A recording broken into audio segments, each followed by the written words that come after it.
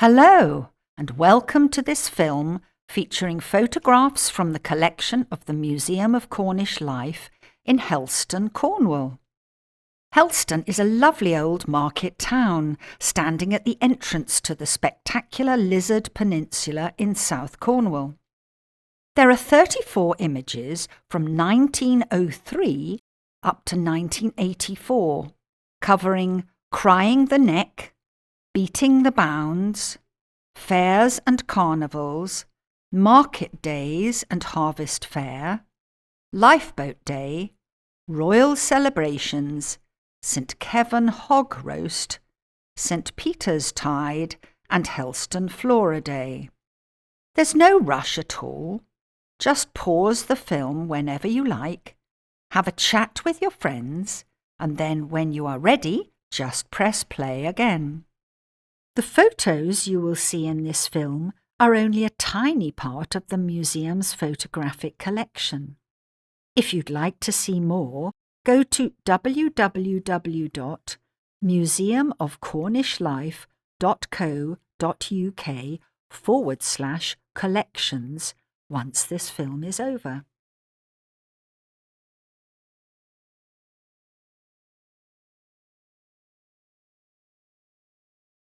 The Crying the Neck ceremony is an ancient tradition to celebrate the end of the harvest. The practice had all but died out until the old Cornwall societies renewed it from the 1920s onwards, and it still happens to this day at some farms around Cornwall. The ceremony starts with prayers by the church minister in English, followed by words read in Cornish. A small area of corn has been left by the combine harvester to be cut by hand. The cutter, as in our picture here, is probably the farmer who owns the fields, and he cuts this small area with a long-handled scythe. Once it's done, he grabs a small fistful known as the neck and holds it above his head. It's sometimes bound with a red ribbon. He points to the east and calls, "I have un, I have un, I have un." And the responses are, "What have he? What have he? What have he?" To which he replies, "The neck, the neck, the neck." Then the audience shout, "Hooray, hooray, hooray." This is repeated twice more, with the farmer next pointing to the south, and then finally to the west for the setting sun. This process is often repeated in the Cornish language. The neck is generally then taken to the church and placed on the altar, and prayers are said and harvest hymns are sung, after which everyone is invited for a slap-up Cornish tea, pasties, saffron cake, scones, jam and cream, tea, or maybe even some cider. There was an old custom whereby if somebody stole the neck away and then managed to sneak into the farmhouse celebrations with it without getting caught, he could have a kiss from the girls. If he did get caught, however, then he had a bucket of water thrown at him. I wonder if it was really worth the risk.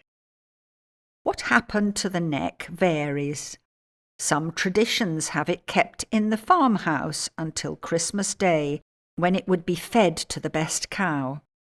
Other traditions have it ploughed into the ground when the next crop was sown in the spring. There was a certain amount of rivalry about which farms managed to get their harvest in first before their neighbours. So maybe the loud shouted calls served to let other farmers know whose crops were in.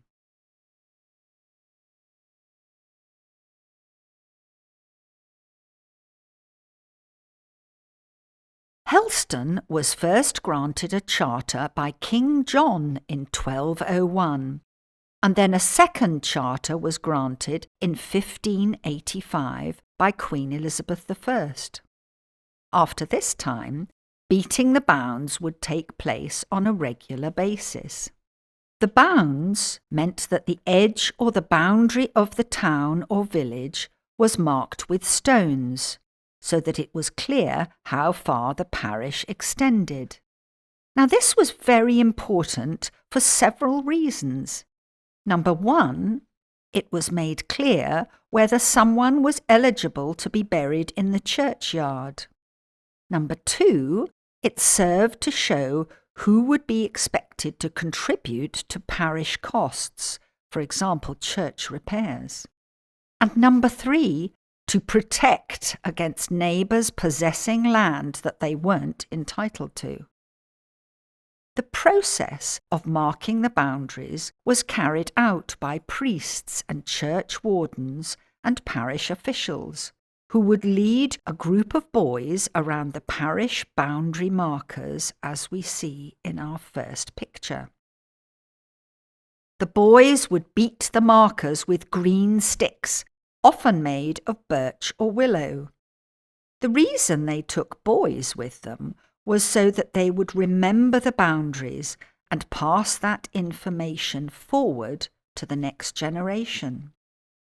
The boys were often bumped against walls and trees along the way so that they would remember the edges of the area.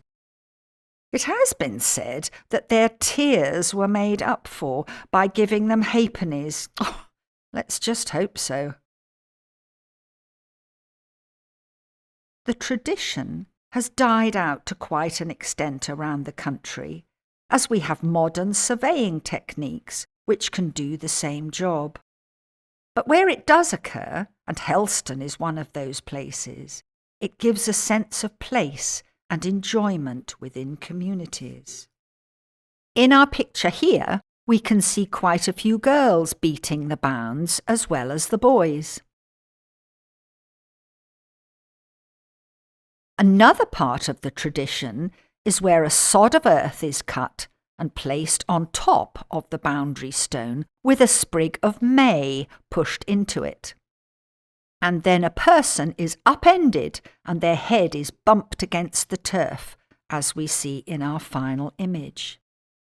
Note the HB on the stone for the Helston borough. There are 17 boundary stones around Helston, which can be seen on a map and visited, there being more on private land also. The date of the ceremony has been consistent over the centuries. It comes from the ancient Rogation Tide processions, where the parish clergy and choirs would walk through the fields near the church and pray and sing hymns, and ask for God's blessings for the crops and also pray against pests and famine. This means that it takes place on the eve of Ascension Day, which is generally in May.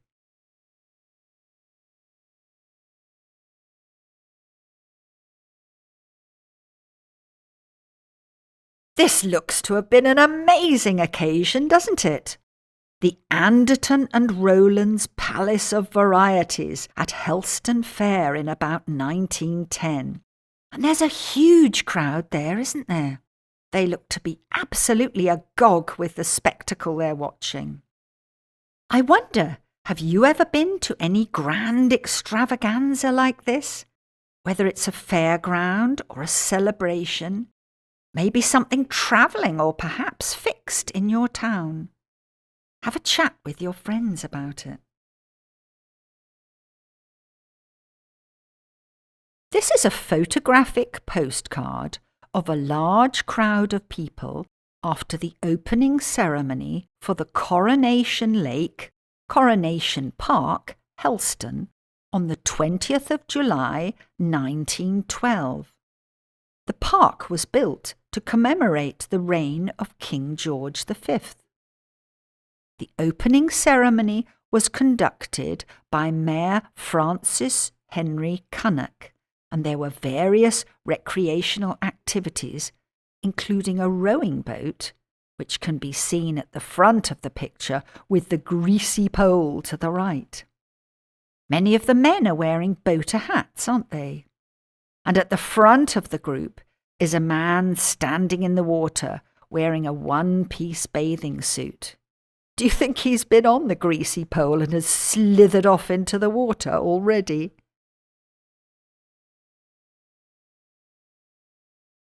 We've got Carnival Day here on the Coronation Lake in Helston in about 1913.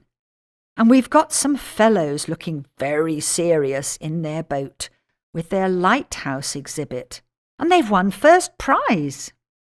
I wonder if the boat is very wobbly. I expect the centre of gravity is quite high with that tall model, don't you? Do you suppose they are little lights coming down in strings and on their CM sign? I don't know if the lad rowing behind them is nudging their boat along, as the people in the lighthouse boat don't seem to have any oars out for themselves. Have you ever been part of a team submitting anything in a carnival? It would be pretty exotic if you were doing it on the water, I must say. But still very exciting if you've been on a float, or you've been part of a walking carnival, or you got all dressed up and engaged with it that way.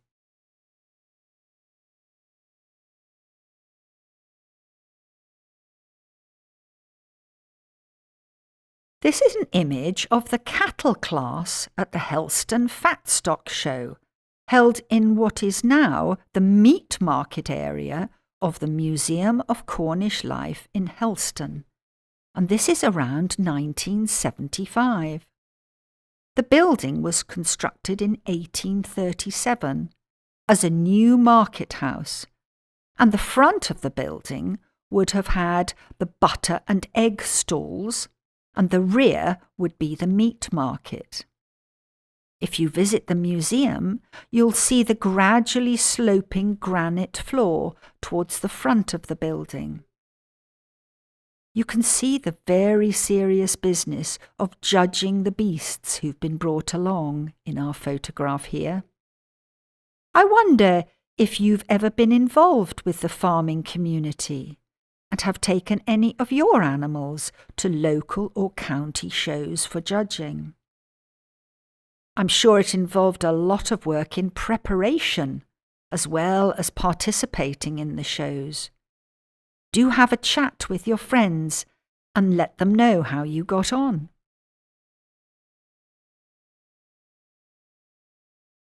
This is an image of the bustling Helston cattle market on market day in about 1913. The weekly cattle market, which was traditionally held on a Monday, was one of the biggest agricultural markets in the area. In addition to providing the opportunity to buy and sell livestock, it was also an important social event for farmers and their families. In the foreground, you can see some little boys hanging on to the pens there. Maybe it's their cows that are for sale, or perhaps their family are going to buy some more beasts on this day. In the background, on the left, you see a number of horses and carts lined up, and a few of the horses are still in harness. Am I dreaming, or is that a donkey in the right of our picture, standing quietly tethered there? And you can also see the parade ring on the far right there, where the auction is taking place.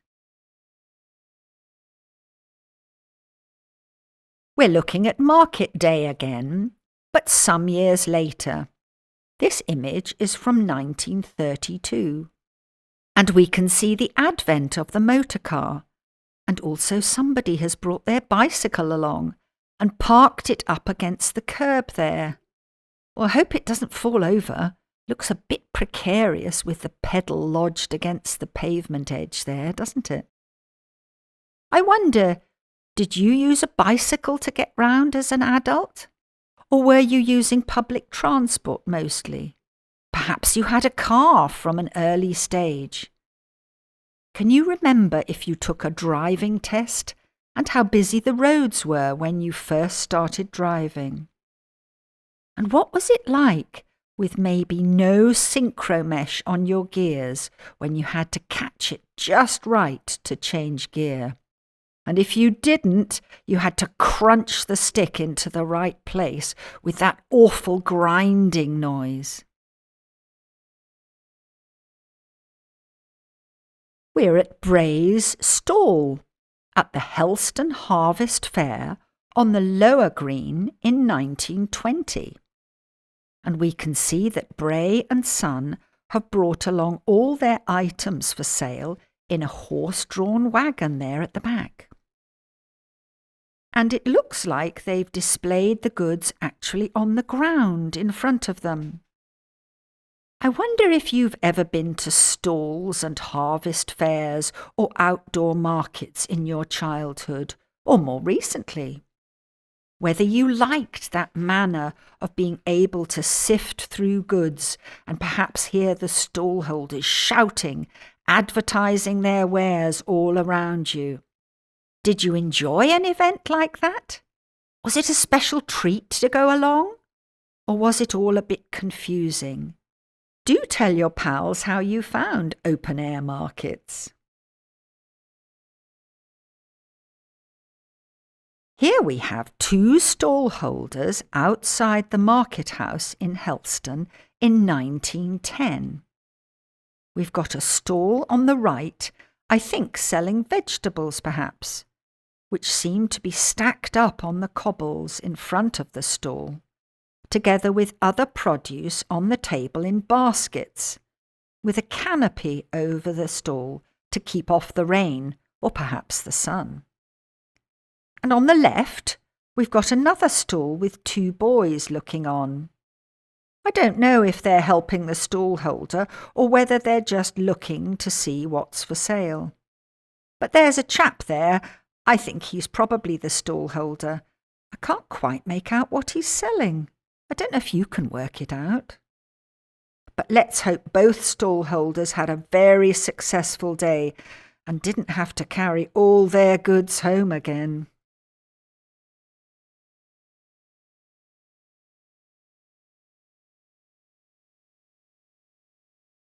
This is a photograph of the launching of the Porthcurno lifeboat Dash, showing a large crowd gathered all around the harbour side and pier and along Bayview Terrace. The towering Bickford Smith Institute can be seen rising skywards in the centre of the photograph. This was probably taken at one of the annual regatta days during the late 1920s. Now, Dash was a self-righting, pulling and sailing lifeboat, which means she had no engine at all, and just relied on the propulsion that was generated by the crew rowing the 10 oars that she carried, and also the sails that could be raised. The crew were probably wearing kapok-filled life jackets, which were in service at that time. Kapok is a silk-like fibre which is fluffy and somewhat water-resistant.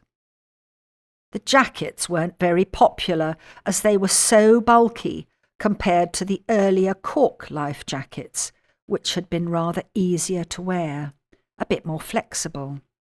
Porthcurno was Dash's last posting, and she was taken out of service in 1929, when the lifeboat service in the village was withdrawn, there being powerful engine-propelled lifeboats stationed at the Lizard and Penlee. Oh, what larks have we got going on here? It's the High Wire Bicycle Act at Porthcurno RNLI Lifeboat Day in about 1976. Oh, that was the year of the heat wave and the drought, wasn't it? I've just remembered. The act was performed from 1976 until 2002. In the early years, branch founders Stan Lloyd, who's riding the bicycle, and Herbie Uren, the bottom rider, rowed across the harbour on the cycle, made from an old post office bicycle and using an ex-Royal Naval Air Station Culdrose winch cable. With the bicycle balanced on the cable, the bottom rider got on first. Using shouted instructions from the top rider, either left lean or right lean, they made their way across and sometimes back as well. In later years, it was more of a free-for-all, and most attempts ended up in the harbour. The bicycle ride was eventually stopped due to health and safety issues and insurance problems. But now the cycle is on display in the Museum of Cornish Life, so you can see it for yourself. I wonder, have you ever been involved in any daredevil feats? I can't imagine doing anything quite as extreme as this. But who knows, maybe you have. Do tell us what you've been up to in your past. This image shows a Royal Navy Wessex search and rescue helicopter from 771 Naval Air Squadron at RNAS Culdrose near Helston.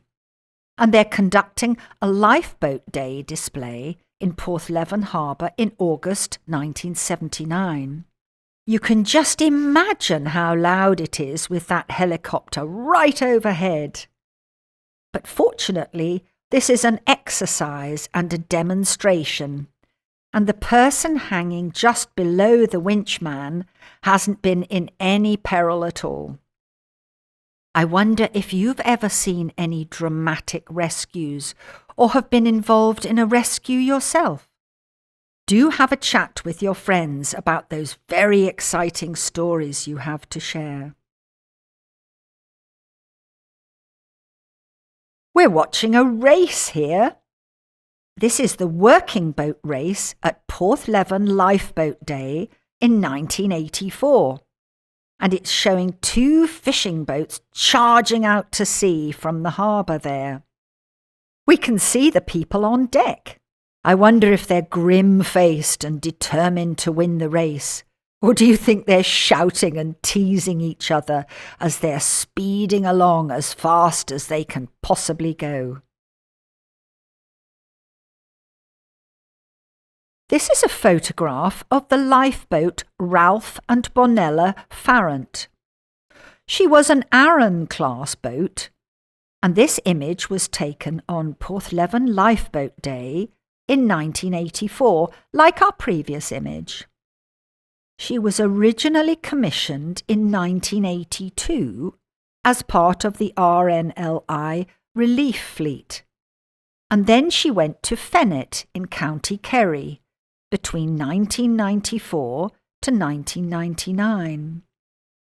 She then came back to be part of the Relief Fleet again, and finally she went to China in 2006.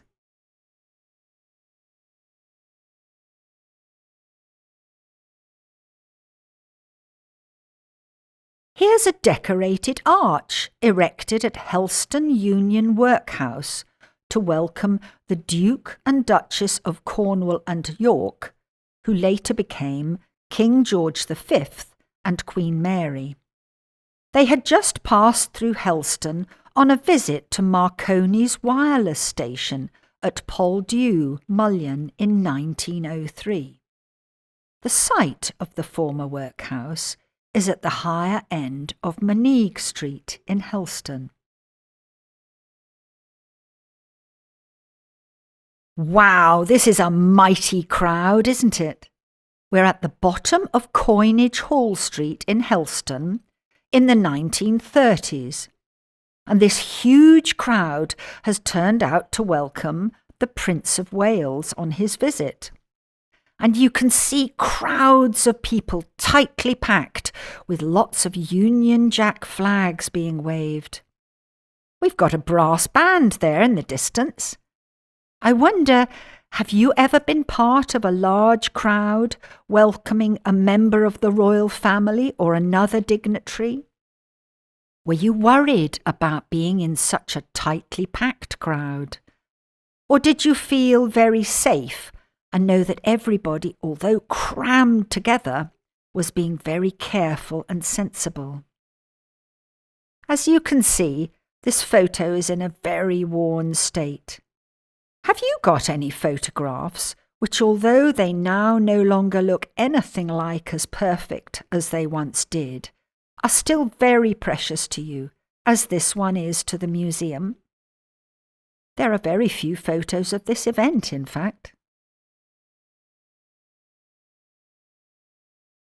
We have children in fancy dress costume, celebrating Queen Elizabeth's Silver Jubilee in Keverne in 1977. The occasion was celebrated with large-scale parties and parades across the country, wasn't it? Do you remember being part of a street party or a celebration for that particular Jubilee? Or maybe the coronation back in 1953?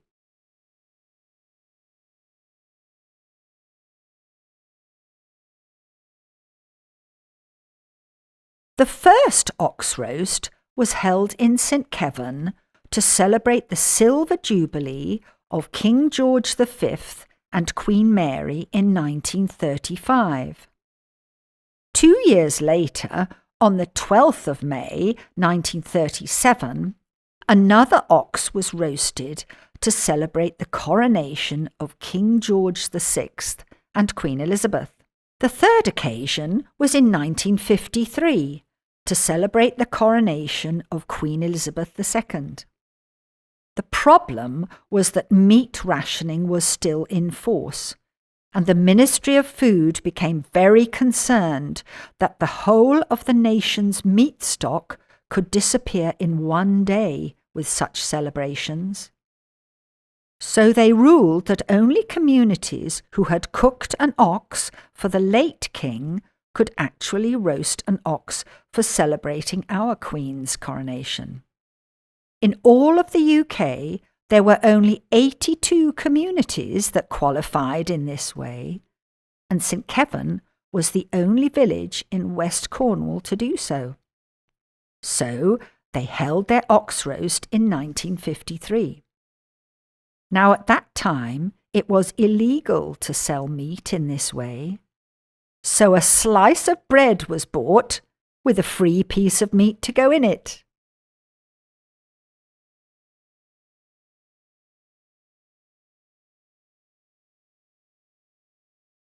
Here are images of the St Peter's Tide parade in Porthcurno in the early 1900s.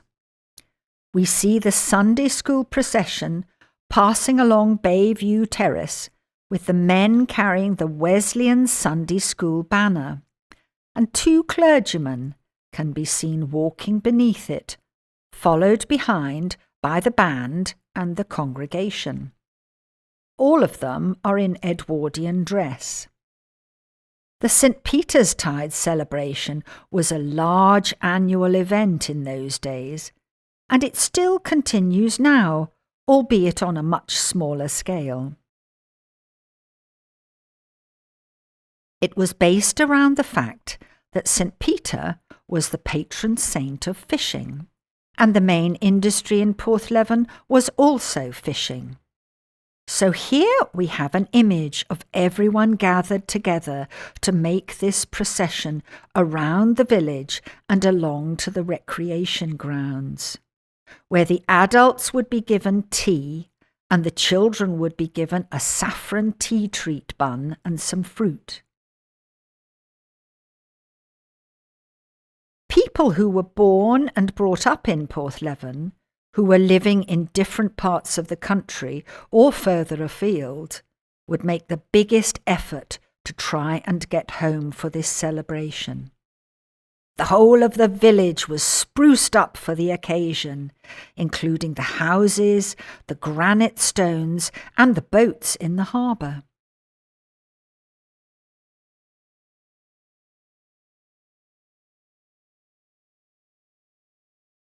No film about Helston would be complete without substantial reference to Flora Day.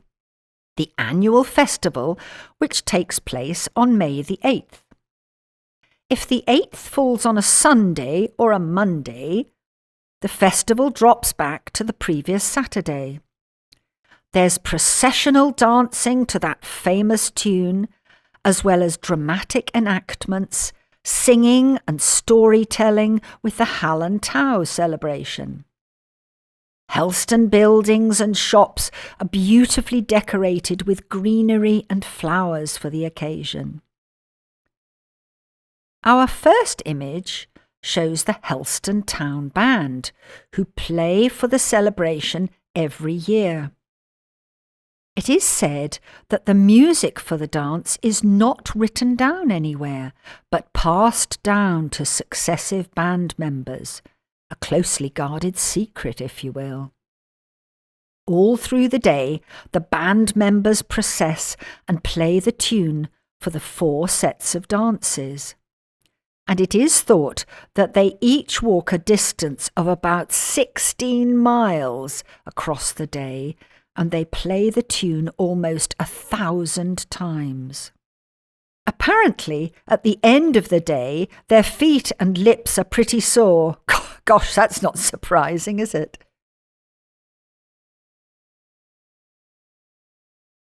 This wonderful, energetic image shows the dancers, probably during the first dance of the day, which starts at 7 a.m. This photograph being from the early 1950s. 80 couples generally participate. Just imagine how hard it must be to dance either up or downhill. Mind you, it doesn't look like it's bothering them at all, does it? Historically, the early time of the first dance was such that the servants and staff in the big houses could participate in the day, but hasten back to work as soon as the dance was finished. At 8 a.m, the Hallan Tow celebration starts at the bottom of the town. This is a combination of dramatic enactments, singing and dancing at 7 sites around the town, with the participants in elaborate costumes.